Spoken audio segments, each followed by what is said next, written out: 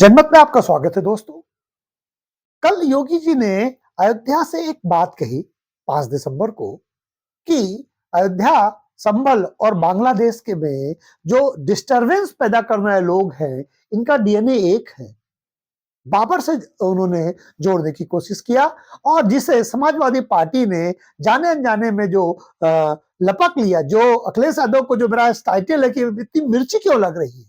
अखिलेश यादव को मिर्ची इसलिए लग रही है क्योंकि उनका जो पीडीए है वो योगी जी ने पीडीए की कॉन्सेप्ट को खंडित कर दिया है। जो 4 जून को उत्तर प्रदेश के लोकसभा चुनाव में 37 सीटें समाजवादी पार्टी को मिली, उसके बाद समाजवादी पार्टी का जो आत्मविश्वास था वो बहुत बढ़ रहा था और उनको लग रहा था कि संविधान बचाओ नारे और पीडीए के आधार पर 2027 में भारतीय जनता पार्टी को उत्तर प्रदेश से राजनीतिक रूप से उखाड़ कर वो खुद मुख्यमंत्री बनेंगे। लेकिन योगी आदित्यनाथ का वो नारा कि बटोगे तो कटोगे, बांग्लादेश के उदाहरण को देते हुए जब उन्होंने कहा और उसके बाद उपचुनाव हुए और उस उपचुनाव में समाजवादी पार्टी कुदरकी जैसी विधानसभा भी हार जाती है जो 70% से ज्यादा मुस्लिम बहुल होती है। उस घटना ने, उस उपचुनाव ने अखिलेश यादव को राजनीतिक जो जमीन है उसको ऐसा लगता है कि हिला सा दिया है। उनका आत्मविश्वास थोड़ा कमजोर होने लगा कि अगर अब आप कुदरकी में भी नहीं जीत पाएंगे तो फिर उत्तर प्रदेश में हमारी राजनीतिक भूमिका बहुत सीमित हो जाएगी। क्या हम बहुजन समाज पार्टी के रास्ते पर चलना शुरू कर देंगे? क्योंकि इसके बाद समाजवादी पार्टी लंबे समय तक अगर सत्ता में दूर रहती है तो राजनीतिक दलों को लंबे समय तक सत्ता में दूर रहने के बाद पतन से नहीं रोका जा सकता। तो अखिलेश यादव को लगा कि जो उनका एम वाई फैक्टर है, मुस्लिम यादव समीकरण, उसमें मुस्लिमों को भी बहुत मजबूती के साथ खड़ा होना पड़ेगा, जैसा स्वर्गीय मुलायम सिंह यादव मुसलमानों के साथ खड़े होते थे। और एक कहने में उन्हें कोई गुरेज नहीं होता था कि अयोध्या में अगर और कार सेवकों पर गोली चलानी पड़ती तो और भी गोलियां वो चलवाते बाबरी मस्जिद की रक्षा के लिए।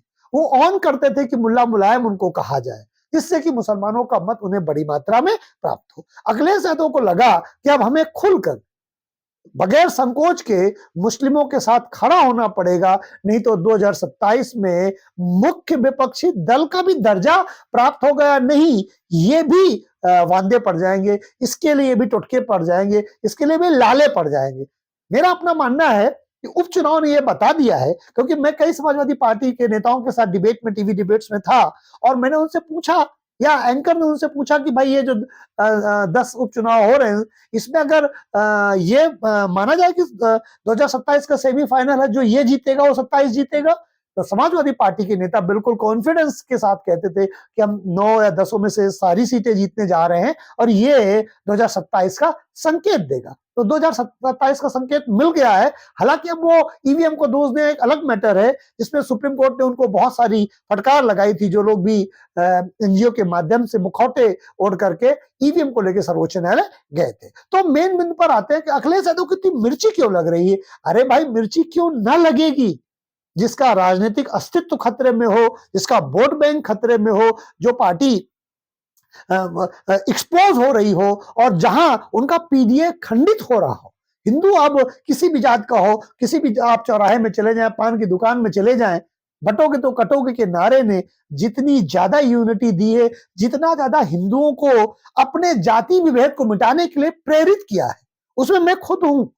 मुझे खुद लगता है कि जाति विभेद को और तेजी से, अगर मन के कोने में भी कोई विभेद पड़ा है, उसे भी निकाल फेंकने का मन करता है, क्योंकि अगर हम यूनाइट नहीं रहे तो वही हाल होगा इस देश में हिंदुओं का, या होने की संभावना है जो बांग्लादेश में हिंदुओं का हुआ, जो पाकिस्तान में हिंदुओं को हुआ और दुर्भाग्य से जो श्रीनगर में भारत में हिंदुओं के साथ हुआ।